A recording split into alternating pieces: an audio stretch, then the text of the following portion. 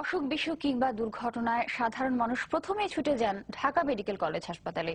কিন্তু দেশের সবচেয়ে বড় এই হাসপাতালে প্রায় প্রতিদিনই ঘটছে চমকে ওঠার মতো অবিশ্বাস্য সব কাণ্ড কারখানা। প্রায়শই রাতের বেলা ব্রাদার, ওয়ার্ড বয় আর সুইপাররা রীতিমতো ডাক্তার বনে যান। ঔষধ দেয়া থেকে শুরু করে অপারেশন পর্যন্ত করছেন এরাই। ঝুঁকির মুখে পড়ছেন সাধারণ মানুষ। পারভেজ খানের 2 পর্বের অনুসন্ধানী প্রতিবেদনের আজ থাকছে প্রথম পর্ব, জানাচ্ছেন মঞ্জুরুল করিম, ছবি তুলেছেন আব্দুল্লাহ আল হোসেন। 16 এপ্রিল রাত 2টা। চোখে মারাত্মকভাবে আঘাত পাওয়া বিলকিসকে তার ছোট ভাই আবুল কালাম দাউদকান্দির 16পাড়া থেকে নিয়ে আসেন ঢাকা মেডিকেল কলেজ হাসপাতালে। জরুরি বিভাগের চিকিৎসক রোগীকে দ্রুত পাঠালেন চক্ষু বিভাগে।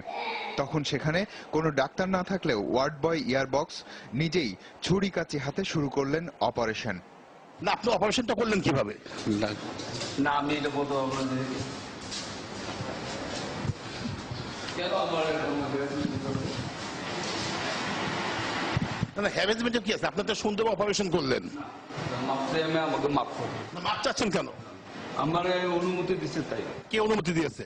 ওই ডাক্তার। ডাক্তার সাহেব কোথায়? উনি ওদের ডিউটি চলে গেছে 8টার সময়।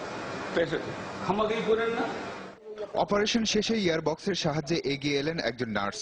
দুজন মিলেই রোগীর ট্রিটমেন্ট কার্ডে ওষুধ লিখে দিলেন। ওয়ার্ড বয় এটা অপারেশন করলেন, সেলাই করলো, আপনি সেটা মেনে নিলেন? আমরা গরিব মানুষ, আমাদের মেনে নিতে হবে, আমাদের রোগী বাঁচাইতে হবে। আমরা গ্রাম থেকে আসছি, যতটুকু বুঝি, যতটুকু চিকিৎসা পাই অতটুকু মেনে নিতে হয়, আমাদের আর কিছু করার নেই। এই প্রথম নয়, গত 6 বছর ধরে প্রতি রাতেই 5-6টি করে অপারেশন করে আসছেন ইয়ারবক্স। এর জন্য নেন নগদ টাকাও। বিলকিসের ভাইয়ের কাছ থেকেও নিয়েছেন। আমাদের রোগীর জন্য 1500 টাকা দিছে। 1500? জি। এই টাকাটা কে নিয়েছে? যে কাজ করছে উনি। শুধু অপারেশন নয়, রাত হলেই রীতিমতো ডাক্তার বনে যান ইয়ারবক্স। সব ধরনের চিকিৎসাই করেন। এখানে আসার পরে যেটা দেখলাম, খুবই অব্যবস্থাপনা এবং ডাক্তার নাই। 2জন ওয়ার্ড বয় ওকে ট্রিটমেন্ট দিল। আসলে এটা আমাদের জন্য খুবই দুঃখজনক যে এত বড় একটা হসপিটাল, ঢাকা মেডিকেলের মতো এত বড় একটা হসপিটাল, গভর্নমেন্ট হসপিটাল, যেখানে মানুষ ভালো চিকিৎসা আসলে আশা করে। চক্ষু বিভাগে কোনো চিকিৎসককেই খুঁজে পাওয়া যায়নি সেদিন।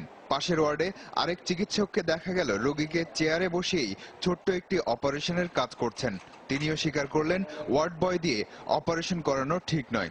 ওয়ার্ড বয়ের যে দায়িত্ব সেটা তো তার পালন করবেই, ডাক্তারের দায়িত্ব তো ওয়ার্ড বয় পালন করতে পারে না, করা উচিত নয়। 19 এপ্রিল রাতে নিউরোসার্জারি বিভাগের অপারেশন থিয়েটারেও দেখা গেল একই দৃশ্য। এই অপারেশন করছিলেন একজন ব্রাদার। না, আপনি ব্রাদার হয়ে এই কাজটা কেন করতেছেন? এটা তো ডাক্তারের কাজ। ঢাকা মেডিকেল কলেজ হাসপাতালের বিভিন্ন বিভাগে ইয়ারবক্সের মতো অভিজ্ঞ ওয়ার্ড বয় আছেন 22 জন। রাত হলেই যারা তৎপর হয়ে ওঠেন। পাগলা জাহাঙ্গীর নামে পরিচিত সুইপার জাহাঙ্গীর নিজেই নাকি শত শত ছোট অপারেশন করেছেন।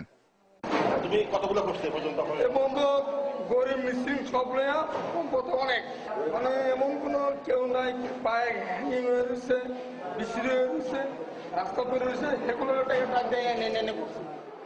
এভাবেই ওয়ার্ড বয় আর সুইপারদের হাতে পড়ে প্রায়ই জীবনের ঝুঁকিতে পড়তে হয় অসহায় মানুষদের।